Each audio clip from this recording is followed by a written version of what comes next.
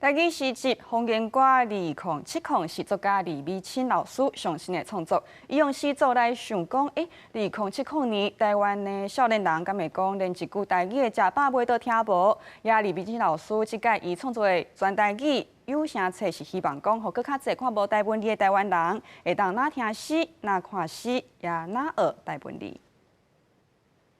伊用几若款地球话，甲遐个外星人小借问。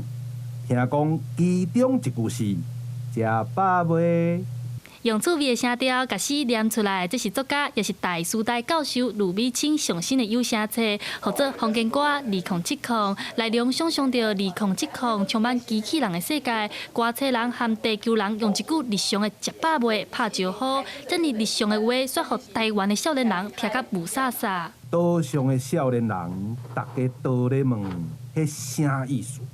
咱希望咱即马一定爱拍拼杀，以后较袂像真正有言的安尼，到2070，连太空人拢咧用即句话咧甲你小借问，咱煞拢听无。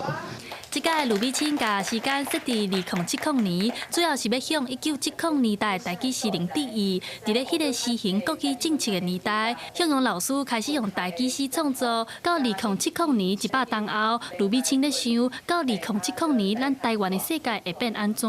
咱的母语是毋是已经互正成功啊？也是已经失传啊？对咱的台语文学史来看，台语诗、台语的诗歌的发展，就是为1970到2070这100年，到底咱对一个遥远的未来来看，现处时的台语文化展，伊到底行向倒位？